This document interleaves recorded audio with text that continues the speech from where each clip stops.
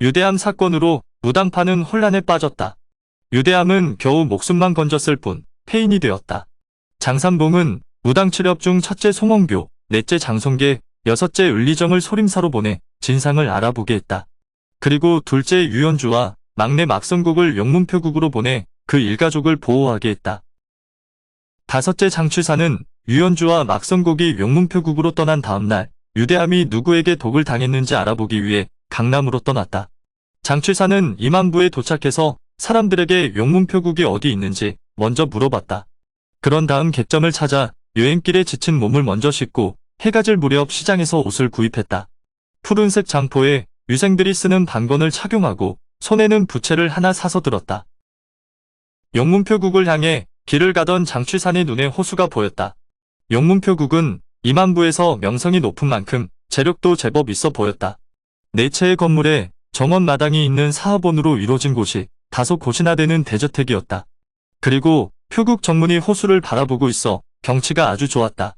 그런데 표국 정문 앞 호숫가에 놀이배 한 척이 정박 중이었다. 선박 위에 혼자서 술을 마시는 풍류객이 있었는데 그자의 옷차림이 장취산의 옷차림과 똑같았다. 장취산은 영문표국 정문 앞에 가서 문을 두드렸다. 그러나 이 넓은 대저택 안에서 나오는 사람은 아무도 없었다. 장취산이 대문을 밀어보니 대문은 빗장이 걸려있지 않는지 그냥 열렸다. 장취산이 큰 소리로 도대금을 찾으며 대문 안으로 들어가서 처음 보이는 대청으로 걸어 들어갔다.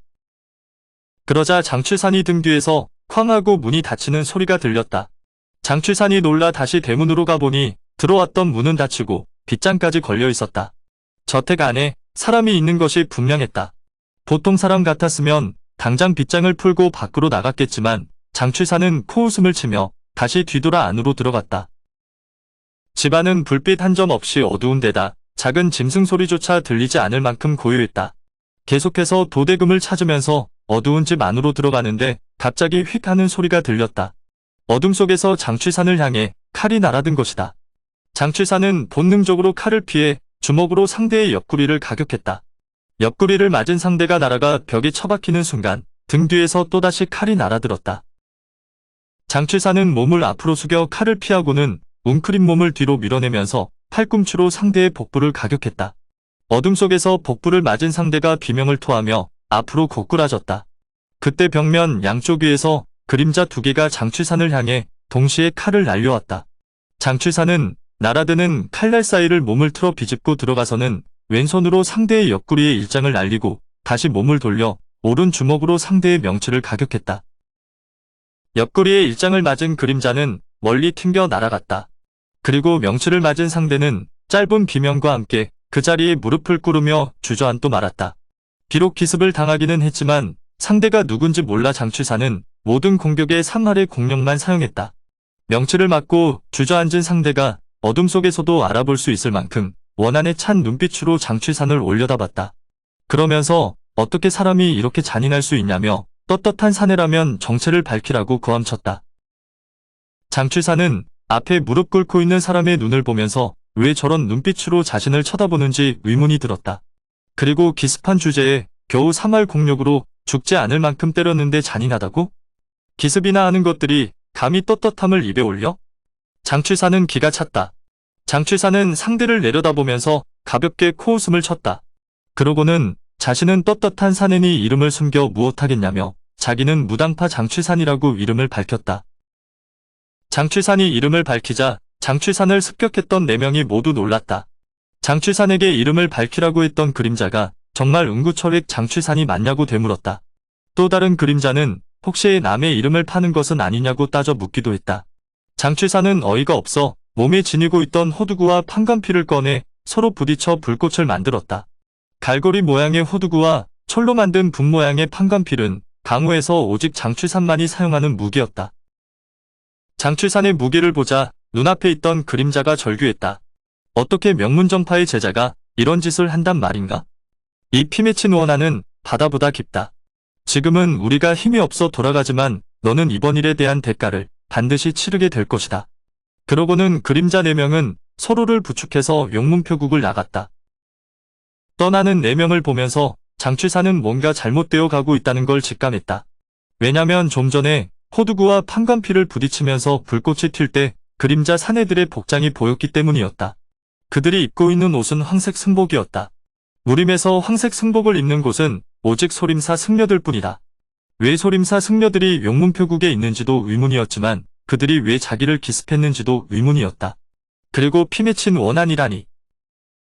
궁금증을 뒤로 한 채 장취사는 화접을 찾아 소재하고 있던 부싯돌로 촛불에 불을 붙였다. 그러고는 다른 대청 쪽으로 발걸음을 옮겼다.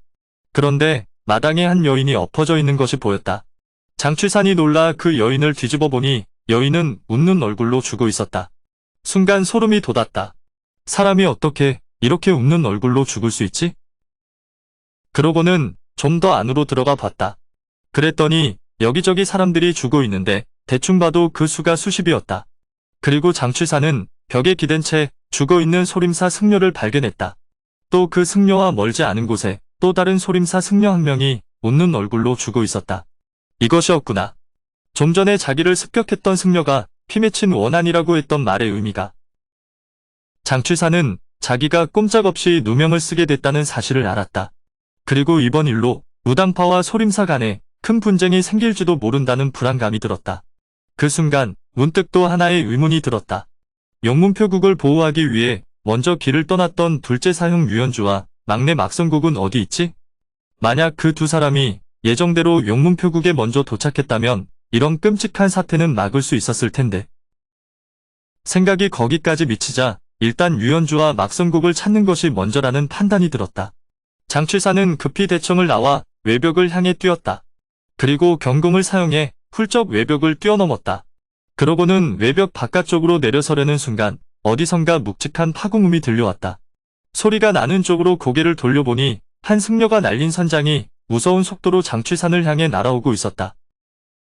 장취산은 몸이 공중에 떠 있는 상태에서 손바닥에 공력을 집중시켜 날아드는 선장의 윗부분을 강타하며 그 반발력을 이용해 몸을 다시 띄워 담벼락 위에 착지했다. 담 위에 내려앉기 전에 이미 장취산의 손에는 호두구와 판관필이 들려 있었다. 장취산은 자기를 공격한 승려들에게 공손히 인사하며 누구냐고 물었다. 그러자 장취산을 공격했던 승려가 버럭 화를 내며 다시 장취산을 공격하려고 했다.